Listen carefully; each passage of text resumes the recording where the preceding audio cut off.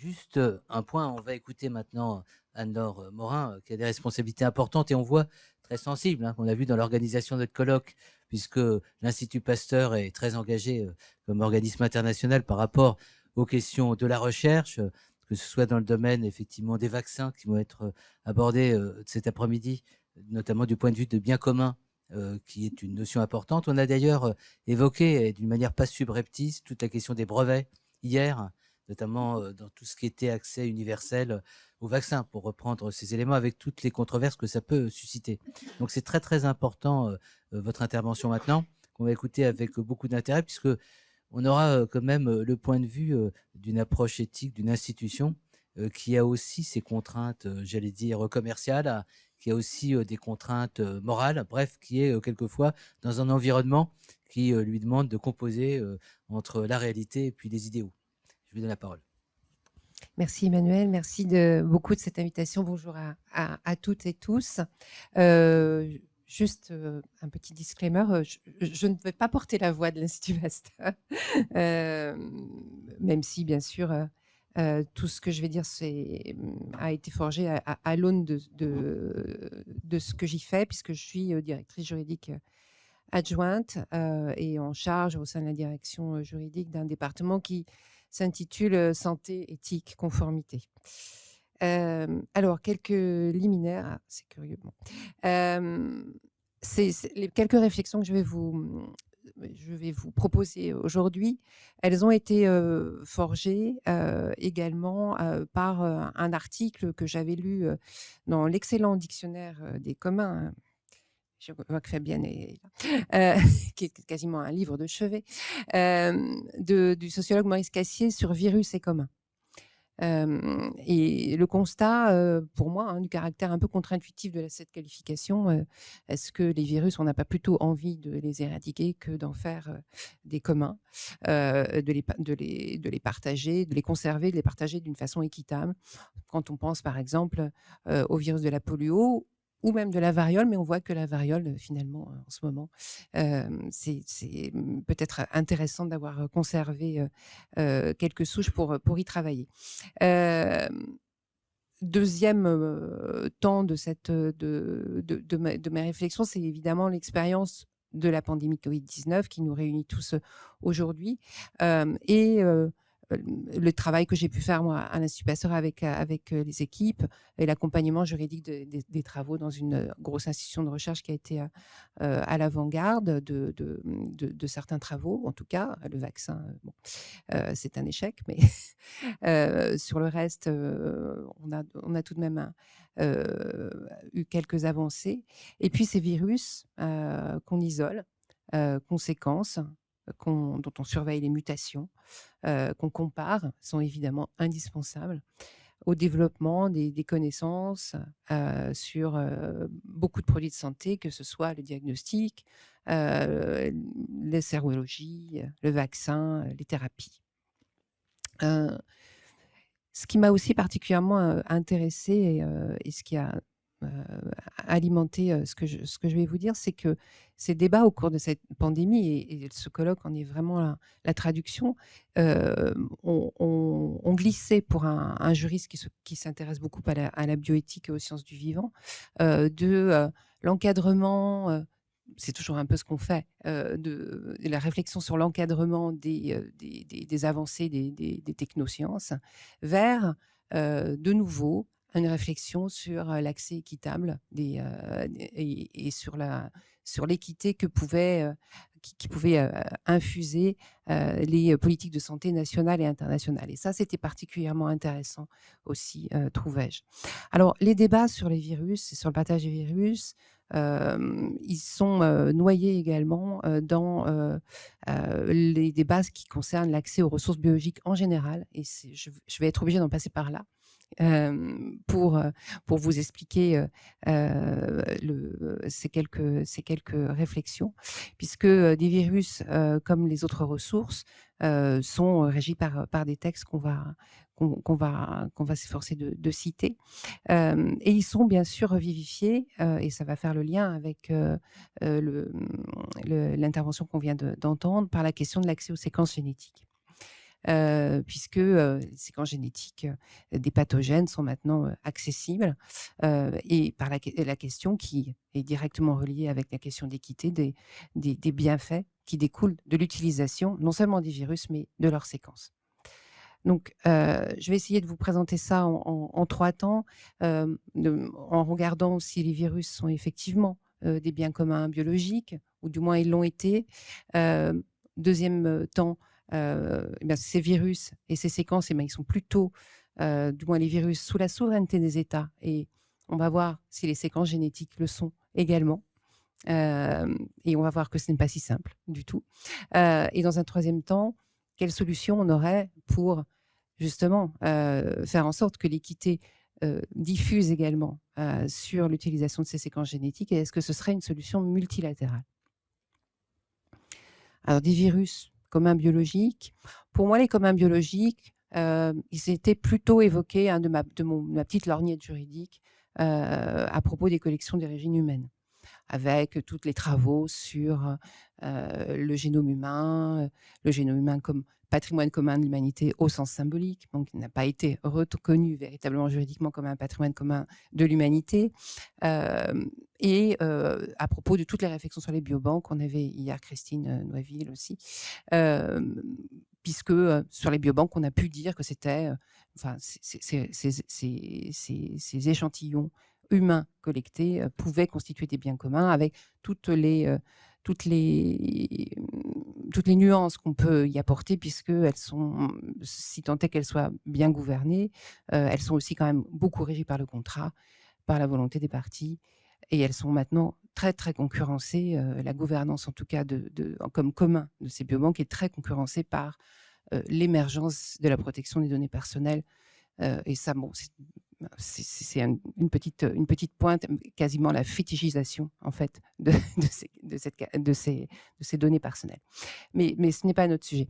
Bien commun biologique, je l'ai dit aussi en introduction, il y a quand même cette contre-intuition, c'est que ben, les virus, en tout cas, on souhaite les détruire aussi. Donc, on souhaite en faire des communs, certes, mais on souhaite aussi les détruire. Et il y a une politique de l'OMS, par exemple, qui fait en sorte que des souches de polio qui ont été éradiquées dans le monde soient maintenant détruites.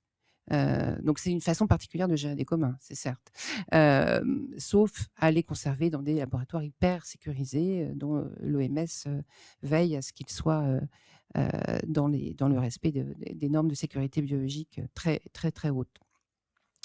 Alors évidemment, il y a un intérêt évident pour la santé publique, notamment dans notre contexte, dans un contexte épidémique, de partager rapidement les ressources et les connaissances sur les virus.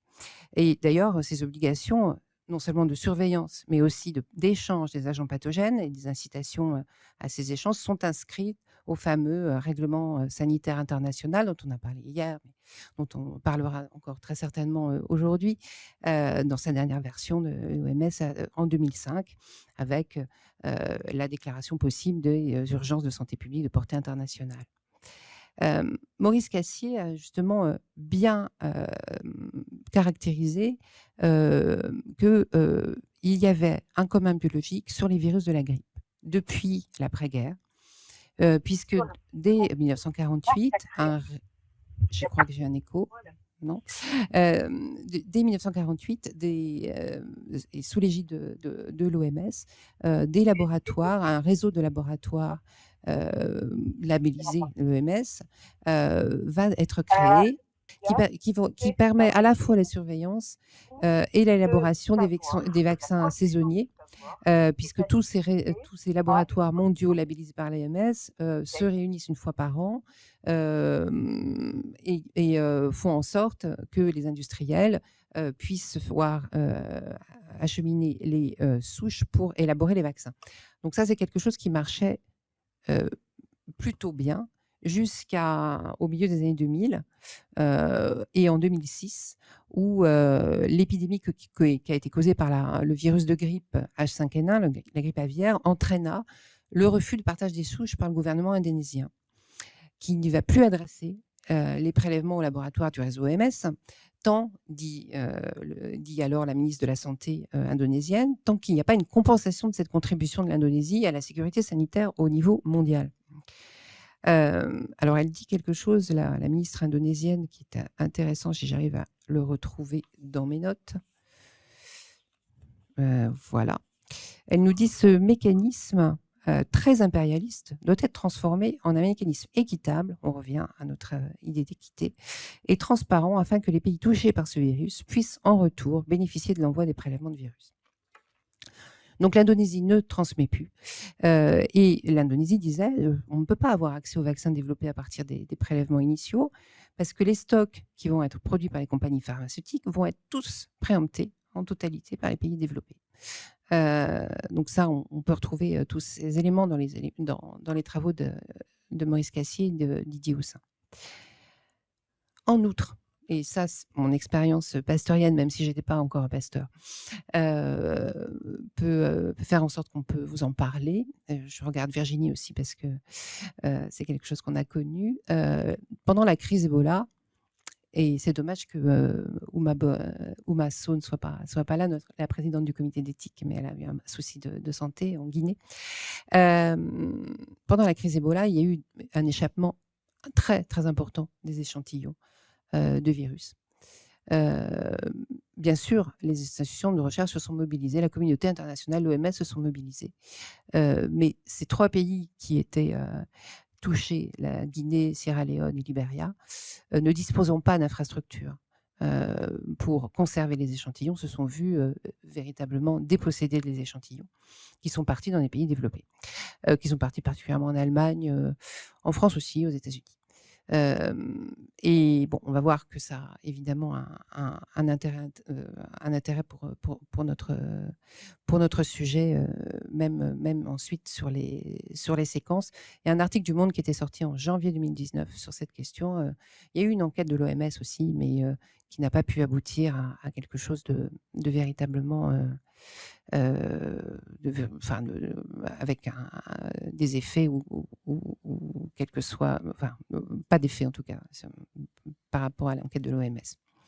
Alors, les virus, une fois qu'on a dit qu'ils étaient éventuellement régis par des communs, et on a vu quelles brèches ont pu être effectuées sur ce régime, et ben, on peut aussi considérer qu'ils sont sous la souveraineté des États, et ça notamment en vertu du système issu de la Convention sur la biodiversité, sur la diversité biologique, du début des années 90 sous l'égide de l'ONU, qui va venir mettre fin au régime du libre accès, de la libre prospection, qui était une sorte de régime de droit coutumier, nous dit à l'époque Marie-Angèle Hermite dans un article absolument fondateur, et qui va mettre fin donc à ce principe du libre accès pour consacrer non pas un patrimoine commun de l'humanité, puisqu'il avait là aussi été question de le consacrer, mais la souveraineté des États sur leurs ressources génétiques.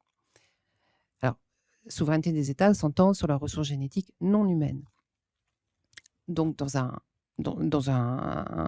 une perspective bilatérale, c'est-à-dire que lorsqu'un État, lorsqu'un chercheur ou une firme veut prospecter et utiliser une ressource génétique, il doit demander l'accès donc à l'État et fournir un partage des bénéfices.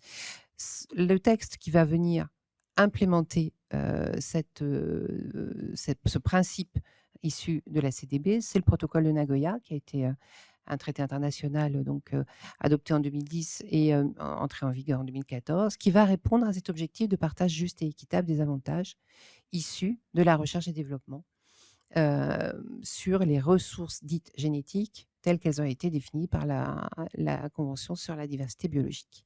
Et c'est donc un système qu'on appelle APA ou ABS en anglais, qui est un système qui va consister à demander, lorsqu'on est un chercheur, l'accès à un pays qui est souverain sur ses ressources et à prodiguer éventuellement un partage des avantages si la recherche aboutit à un développement. Alors, évidemment, il va falloir pour ça que l'État ait ratifié le protocole de Nagoya et qu'il implante une législation nationale et éventuellement de la réglementation pour ce faire. Hem, il faut bien comprendre que, ce système inclut les pathogènes. Alors, il n'a pas été fait au départ pour les pathogènes, il a été plutôt fait pour la biopiraterie et pour éviter, que les pays, soient, heu, victimes d'un biopiratage de leurs ressources et de leur biodiversité. Mais il inclut pleinement les pathogènes et ça ne fait pas de discussion. Hem, la crise sanitaire a été, prise en compte dans ces textes et permet tout de même de retarder les demandes d'accès lorsqu'on est dans un contexte d'urgence. Mais, cela dit, elles doivent tout de même être, ensuite, 3 mois après, en l'occurrence, 3 mois après la fin de la crise, épidémique, être, formulées auprès des États. Il y a d'autres instruments, internationaux qui mettent en œuvre, des mécanismes d'accès et de partage aux avantages qui sont équivalents. Et sur d'autres ressources, on pense par exemple au traité de la FAO sur la TIRPA. Hem et il y a un autre mécanisme qui va intéresser les virus de la grippe qui s'appelle, le PIP Framework. Je crois qu'on en parlait hier, il me semble.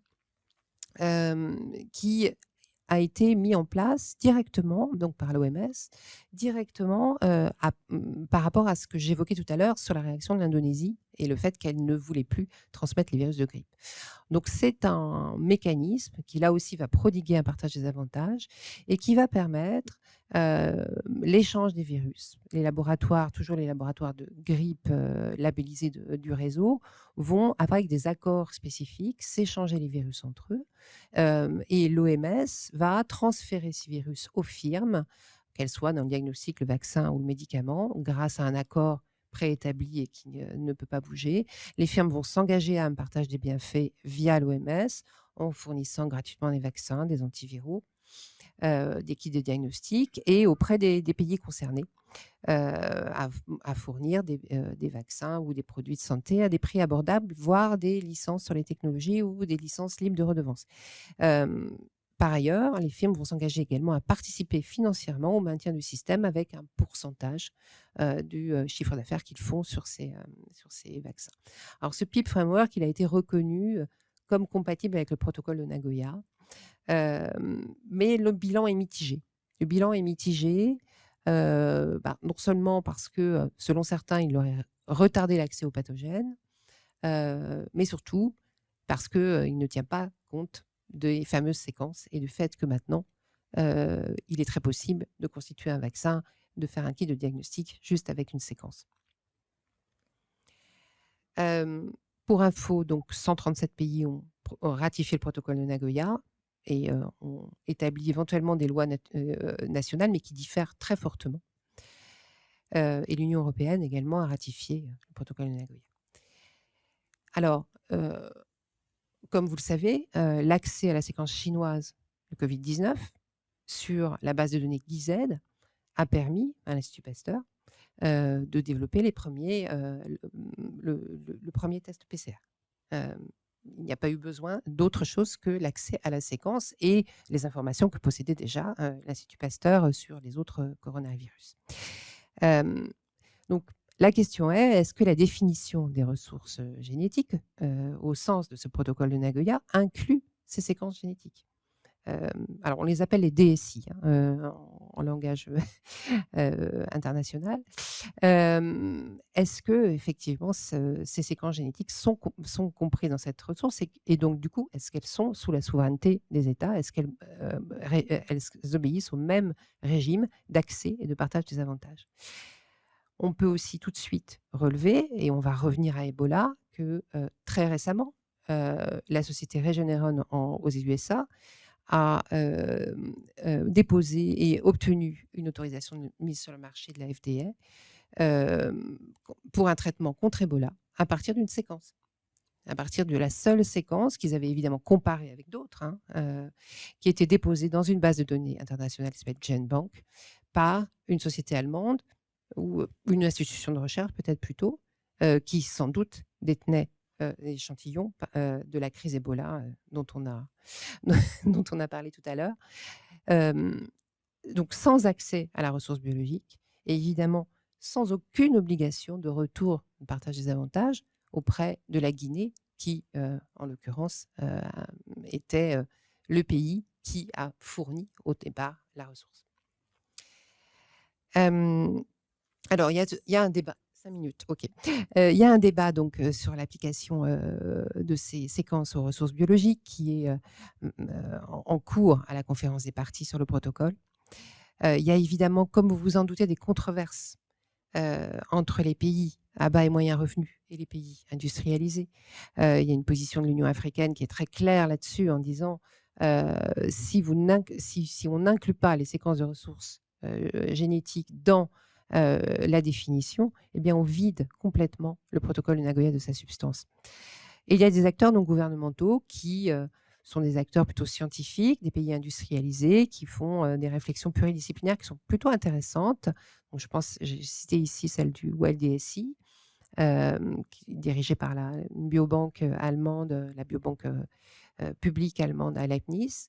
Et puis, bon, des groupes d'experts qui préparent les travaux de la conférence des parties, laquelle aura lieu, on ne sait pas exactement quand, parce qu'elle doit avoir lieu en Chine normalement.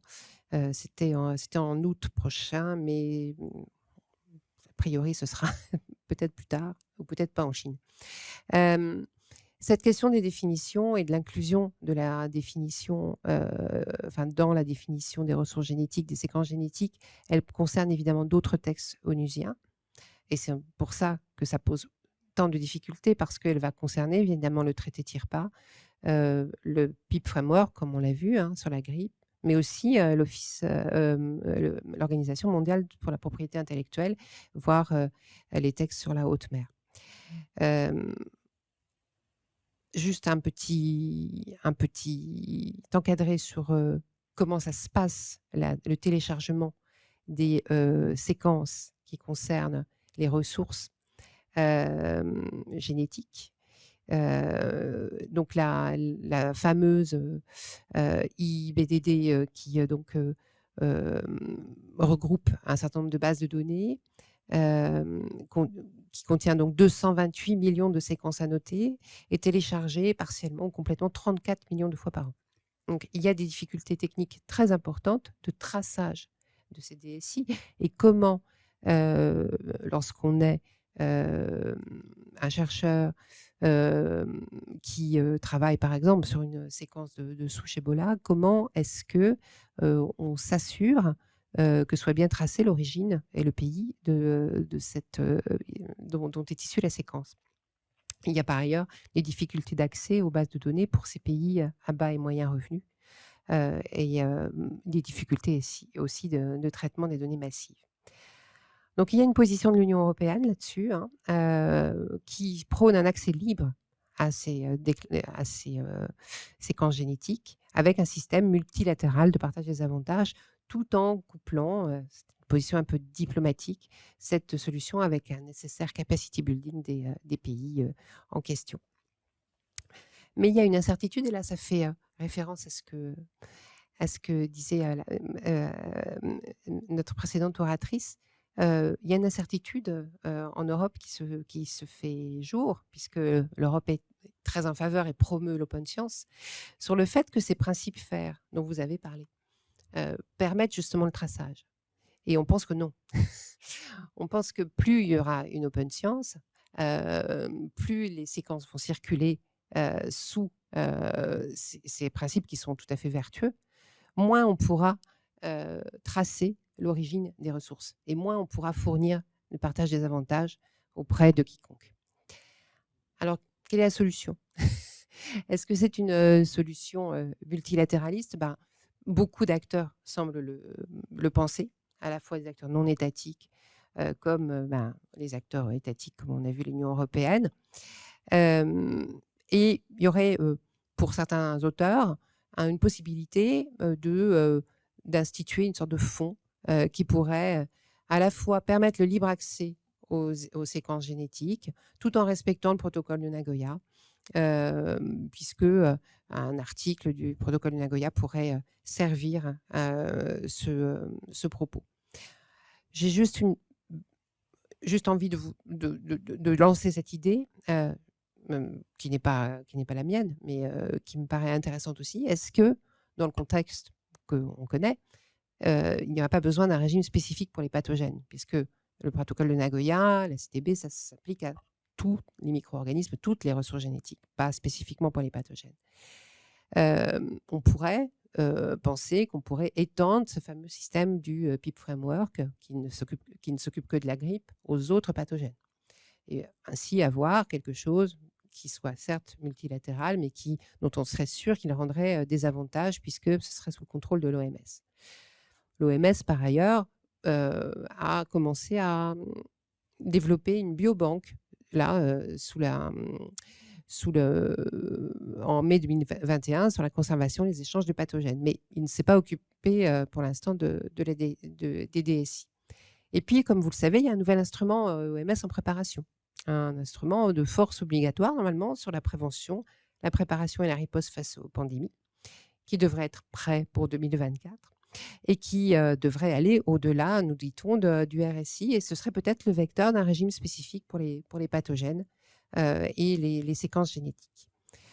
Juste, et ça, j'en terminerai par là, les sujets qui vont être traités par ce nouvel instrument, l'équité entre les membres, l'approche One Health, financement de l'OMS, bien sûr, on en a parlé hier, la prévention, la riposte, la couverture sanitaire universelle et les échanges d'échantillons, partage des pathogènes et des informations génétiques et le partage des avantages devant en découler.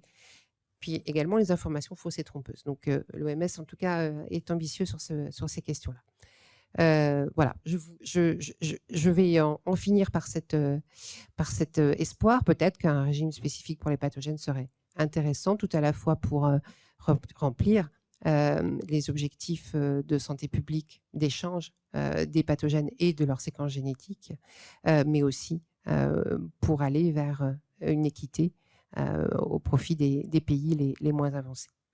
Merci. Un immense merci.